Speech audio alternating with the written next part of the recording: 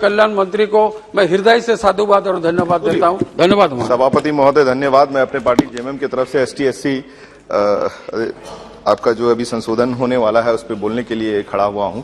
और कुछ हमारे स्टेट का मसला है, इसलिए कुछ वहां से जो आपका जाकर के हमारे नेतागण बोले हैं उन्हीं की पंक्तियों से अगर हम बात करें तो वहां की सारी बातें यहां पे आ जाएगी।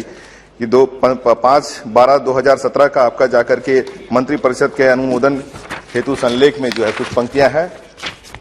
भोक्ता जाति के संबंध में जनप्रतिनिधियों द्वारा दर्ज कराई गई आपत्तियों को ध्यान में रखते हुए समग्र विचारोपंत प्रस्ताव है कि भोक्ता को छोड़कर खरवार अनुसूचित जनजाति की शेष उपजाति तथा देश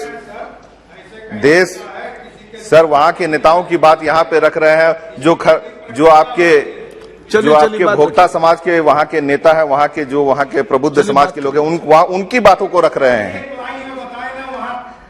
देशवासी गंजू दौलतबंदी पटबंदी राउत बोलने दीजिए, सुनिए, बोलने दीजिए। वहां के लोगों को ही बात रख रहे हैं सर, वो अपने बात को रखिए। आप मंत्री जी भी वहीं के हैं, बातों को वो भी समझेंगे। एड्रेस कीजिए जी, बोलिए। मंजिया तथा खैरी को राज्य की अनुसूचित जनजाति की सूची में सूचीबद्ध करने का अनुरोध जनजाति कार्य मंत्रालय भारत सरकार से की जाए, ये वहीं की बात है। और उसके बाद वहां के श्री मथुरा प्रसाद महतो, श्री नलिन सोरेन, श्री उमा शंकर अकेला एवं श्री सुखराम उरांव माननीय सदस्य विधानसभा से प्राप्त ध्यानाकर्षण सूचना के लिए सरकार का वक्तव्य, उसमें उसकी एक पंक्ति पढ़ूंगा।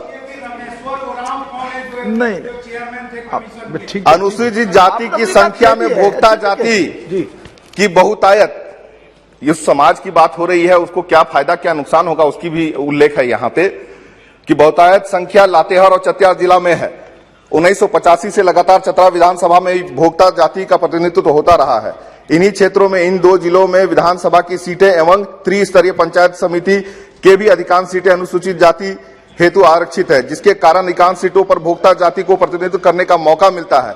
बिना स्थलीय और धरातलीय सच्चाई को जाने भोक्ता जाति की इच्छाओं के विपरीत भारत सरकार के कल्याण मंत्रालय में भोक्ता जाति को अनुसूचित जनजाति में सम्मिलित करने हेतु संविधान संशोधन का प्रस्ताव राज्यसभा में रख दिया गया है, जिसके कारण भोक्ता जाति के लोगों में काफी आक्रोश है।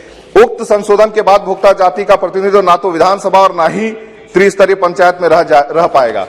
उसके बाद आपका सरकार का वक्तव्य जो है उसमें आया है 2019 का, उसको भी मैं पढ़ना चाहूंगा। 10/50 इस मामले में विभाग द्वारा समीक्षा की गई। तत्कालीन मुख्यमंत्री के द्वारा प्रस्ताव पर अध्ययन पूर्ण समीक्षा का आदेश प्राप्त है। उक्त आदेश के आलोक में डॉक्टर रामदयाल मुंडा जनजातीय कल्याण शोध संस्थान रांची से पुनः अध्ययन समीक्षा करने हेतु अनुरोध करने का निर्णय लिया गया। उक्त निर्णय के आलोक में विभागीय पत्र संख्या 1653 21/2/2019 द्वारा अध्ययन पुनः समीक्षा कर प्रतिवेदन उपलब्ध कराने का अनुरोध संस्थान से किया गया है। प्रतिवेदन अब तक प्राप्त नहीं है।